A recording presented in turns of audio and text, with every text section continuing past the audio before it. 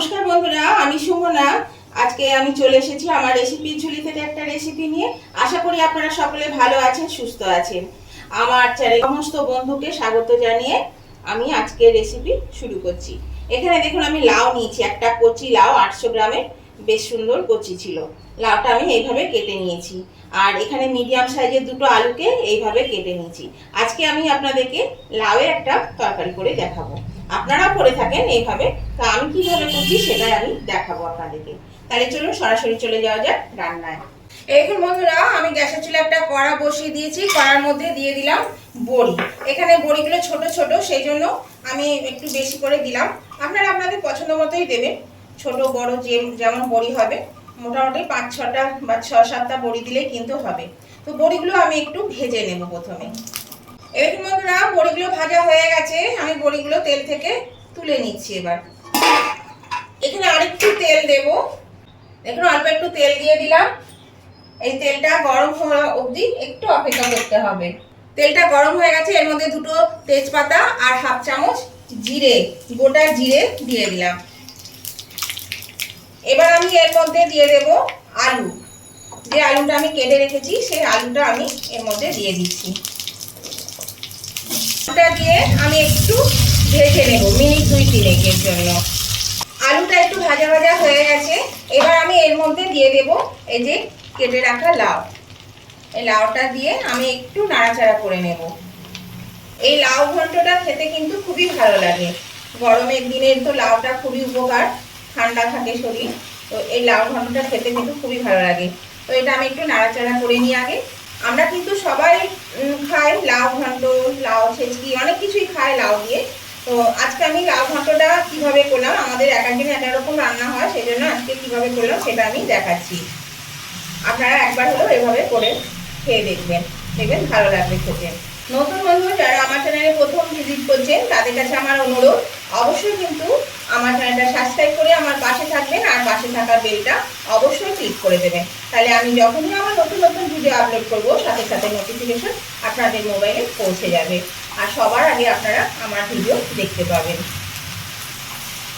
আর আমার উভয় বন্ধুদেরকেই বলছি, আজকে রেসিপিটা দেখতে দেখতে যদি এখনো লাইক দিতে ভুলে গিয়ে থাকেন তাহলে একটু পরে অবশ্যই লাইক বাটনটা একটু প্রেস করে দেবেন। আপনাদের একটা লাইক আমাকে এগিয়ে নিয়ে যেতে অনেকটা সাহায্য করে। যদি রান্নাটা আজকে ভালো লেগে থাকে, যদি খুব ভালো লেগে থাকে, তাহলে অবশ্যই কিন্তু আপনাদের বন্ধু বান্ধব আত্মীয়স্বজন সকলের কাছে একটু শেয়ার করে দেবেন, একটু বেশি বেশি করে শেয়ার করে দেবেন প্লিজ। আর কেমন লাগলো আজকে রান্নাটা সেটা জানাতে কমেন্ট করতে ভুলবেন না। আপনাদের মিষ্টি মিষ্টি কমেন্টগুলো করতেও ভালো লাগে, আর আপনাদের একটা কমেন্ট আমাকে পরবর্তী রেসিপি বানাতে অনেকটাই কিন্তু উৎসাহিত করেন। এখানে আমি দিয়ে দিলাম 1 চামচ আদা বাটা, দিয়ে দিলাম 1 চামচ জিরে গুঁড়ো। এখানে আপনারা জিরে বাটাটাও দিতে পারেন, আমি এখানে গুঁড়ো দিলাম। যেহেতু বেশিরভাগ আমরা গুঁড়োটাই খাই, বাটাটা খুব একটা খাওয়া হয় না। আর দিয়ে দিচ্ছি স্বাদ অনুযায়ী নুন আর একটু হলুদ। এবার আমি এটা দিয়ে ভালো করে একটু নাড়াচাড়া করে নেব। আপনারা কিন্তু লাউটা যে পরিমাণে নেবেন সেই পরিমাণে সমস্ত মশলাপাতি কমিয়ে বাড়িয়ে নিতে পারবেন, আর আলুও সেইভাবে আপনারা নেবেন। এখানে আমি যেহেতু এখানে বললাম আমার 800 গ্রাম লাউ আছে, 800 না 850 মতো, তো সেই জন্য আমি এই পরিমাণে মশলাগুলো নিয়েছি। দেখুন একটু নাড়াচাড়া করে দিলাম। আর আমি এখানে জল দেব না, এই যে লাউ থেকে কিন্তু জল বের হবে, এই জলে কিন্তু সেদ্ধ হয়ে যাবে লাউ আলু। আর যদি প্রয়োজন হয় তখন আবার একটু জল দিতে হবে। তো চলুন এবার আমি এটা ঢাকা দিয়ে সেদ্ধ করে নিই। লাউ আর আলুটা ঢাকা দিয়ে সেদ্ধ হয়ে যায়, তারপর আবার ফিরে আসছি। আঁচটা মিডিয়ামে দিয়ে দিলাম। একটু বন্ধুরা আমি ঢাকাটা খুলে দিলাম, দেখুন কতটা জল বেরিয়েছে। আর এগুলো লাউটা তো অনেকটাই সেদ্ধ হয়ে গেছে, আলুও কিন্তু অর্ধেক সিদ্ধ হয়ে গেছে। তো এবার আমি এর মধ্যে দিয়ে দিচ্ছি এই যে 4টে চেরা কাঁচা লঙ্কা আর একটু স্বাদ অনুযায়ী চিনি। একটু লাউ তরকারিতে মিষ্টি না দিলে ভালো লাগে না, সেই জন্য আমি আমার পছন্দ মতো মিষ্টি দিলাম। আপনারা আপনাদের পছন্দ মতো মিষ্টি দেবেন, বা যারা খান না তারা দেবেন না। আবার আমি এটা নেড়ে চেড়ে দিয়ে ঢাকা দিয়ে দেব। এটা আমি আবার ঢাকা দিয়ে দিলাম। এরকম বন্ধুরা আমি ঢাকাটা খুলে দিলাম, দেখুন সব সেদ্ধ হয়ে গেছে।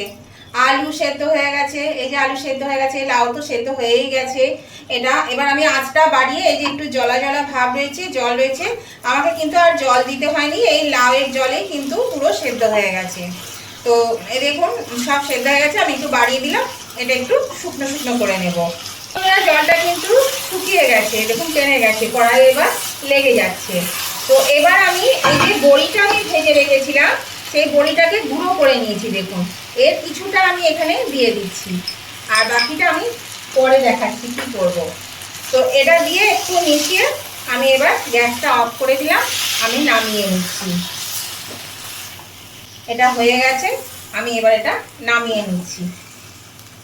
বন্ধুরা আলোটা খুব কম, মানে আমার রিং লাইটটা খারাপ হয়ে গেছে, ওই জন্য একটু আলোটা কম হচ্ছে, কিছু মনে করবে না প্লিজ, একটু কষ্ট করে দেখে নেবেন। এরকম বন্ধুরা আমি নামিয়ে নিয়েছি, আর এই বড়ির ভাজাটা বাকিটা আমি এই ওপর থেকে এভাবে ছড়িয়ে দিচ্ছি। এটা এইভাবে দিলে খেতে কিন্তু বেশ ভালো লাগে, এইভাবে ছড়িয়ে দিলাম। তা আপনাদের আজকের এই রেসিপিটা কেমন লেগেছে বন্ধুরা, সেটা কিন্তু কমেন্ট করে অবশ্যই জানাবেন। আর উভয় বন্ধুরা কিন্তু লাইক শেয়ার কমেন্ট করে দেবেন, নতুন বন্ধুরা কিন্তু সাবস্ক্রাইব করে আমার পাশে থাকবেন, আর পাশে থাকা বেলটা অবশ্যই ক্লিক করে দেবেন। আর কত সহজে কত তাড়াতাড়ি দেখলেন লাউ ঘন্ট হয়ে গেল, খুব কম সময়ের মধ্যে কিন্তু এটা হয়ে যায়।